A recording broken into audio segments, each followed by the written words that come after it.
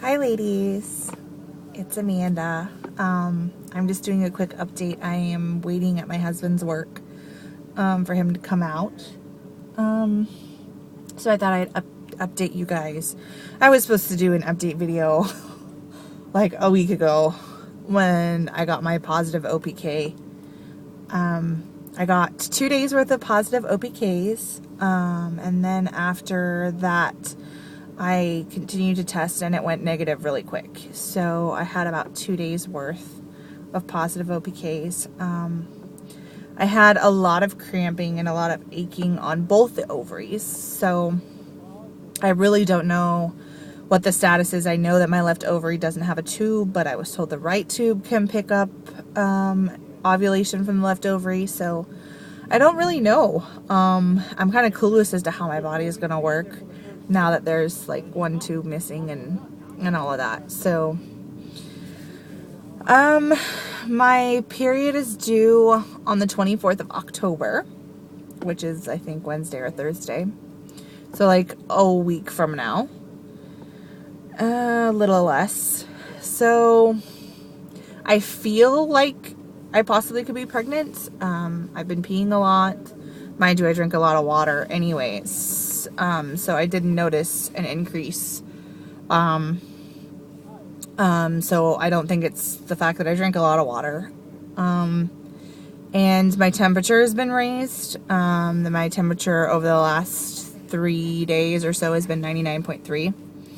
99.5, which is kind of a sign, which is good, or I'm getting ready to get sick. Hopefully not. Yeah. So recently I've been posting statuses that haven't been trying to conceive related. It's been more about my tendonitis issues. A week ago I was diagnosed, more like 2 weeks ago, I was diagnosed with tendonitis, right where the Achilles heel or the Achilles tendon meets my heel bone on both legs. It's starting to separate. So like the Achilles tendon is pulled super, super tight that they're afraid that they're actually just going to snap off of my heel or be damaged. There's fluid buildup on them, which he said this injury has been there for a long time on both legs. So he thinks that maybe soccer, when I was in middle school, junior high, did it, and I've just lived with it. The only difference is in the last 3 years, I've hardly had a job where I've been on my feet all day. And I just recently started a month ago a job where I was working 8 to 12 hours, only getting 20 and 30 minute breaks. And that whole entire time standing in one place at a check stand. So he thinks that I've had that injury. It's just that my work has actually made it worse and has actually damaged it more. So I had to tell my boss after only being there for a month that I'm on 1 month short-term disability. My podiatrist wrote the note. He also wants me on really strong steroids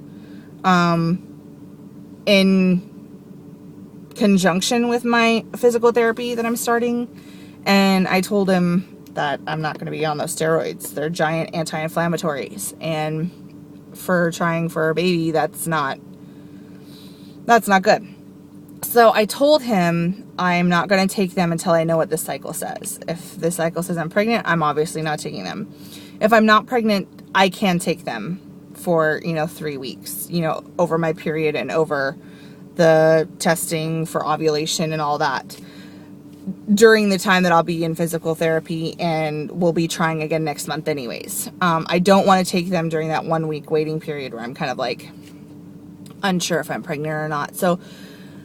So I should be done with my physical therapy and possibly back to work before the next cycle would be determined if I'm pregnant or not. So I'll get to take the steroids the majority of the time I'm doing my physical therapy, just a week later than he would want me to start them. That is if I'm not pregnant. I have no idea. I have always been a second cycle person. Always. Mariah and Aaron Jr. were both second cycles. The only difference is this time I haven't tried for a baby since April, and Mariah and Aaron Jr. were kind of back to back. So maybe my body will shock me and maybe I'll be pregnant this time. I don't know. I don't have high expectations. So, that's what's new.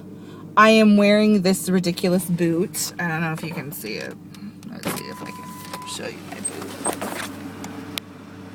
So, I don't know if you can see my boot. It's my boot.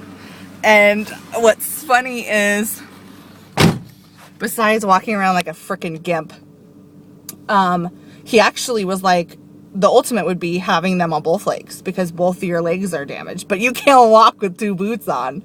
Like, you'll just fall over. So I'm like, so how does that work? So I have one leg that isn't in a boot and one that is, and he goes, well, we'll rotate them, I guess. So I'll wear this one for 3 weeks and I'll wear the other one for 3 weeks and we'll rotate it, I guess. So, damn. It makes cleaning the house and doing a lot of things difficult. I can take it off like at night when I sleep and when I'm showering and stuff, but I'm supposed to have it on like every time I'm walking and on it. So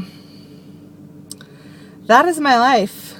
Can't catch a break at all. My parents are coming in less than a month. They're coming from Washington and they're staying for a week, and I am super stoked about that. We might possibly go to the Grand Canyon. We're going to go condo hunting for them, or with them when they come. We're actually going to be celebrating Thanksgiving when they come. It's actually the week before Thanksgiving that they come, but we're going to celebrate it with them. And they will be here for our 4-year anniversary. Our 4-year anniversary is November 15th, and our 4-year wedding anniversary. And we've chosen that day to actually be the day that we're going to celebrate Thanksgiving together. So it'll be a lot of fun, and that will also be my fertile period if this cycle doesn't take. So we'll have to have sneaky bedroom sex, I guess. I don't know.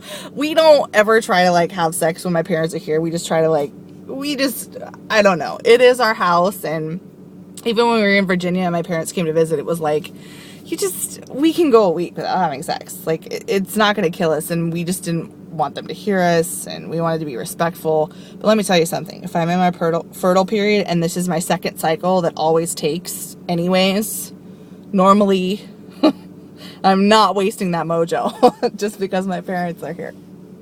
So we'll have to just do it on the carpet instead of the bed so it doesn't squeak. I don't know. We'll make it happen. But so yeah, that is that, and that is my update. So much for a quick update. It's like 8 minutes, but I will update in a week when I know how this cycle took, and hopefully it's a big fat positive. There's so many ladies out there, Jane and Kelly, that have their rainbows. They just this week, they've had their babies, and it's so exciting. I look back, even Samantha's story, they just kept having reoccurring. I mean, just all these losses, and they could never catch a break, and they finally get their miracle that I constantly go, it can happen for me. It can happen for all the other ladies out there. I just got to keep the faith, and so do you, and so does everybody else, that, you can have 13 miscarriages and then have your miracle baby. It's not the end of the world. I mean, it's horrible, and we miss those babies and we love those babies, but it's just a sign not to be discouraged at all. That just because you've had a certain number, horrible losses, doesn't mean that you're out of the running for having your miracle baby. So, congratulations to all of them and all the big fat positives out there. And I just hope that you guys have a great rest of your journey, and I will update soon. Bye.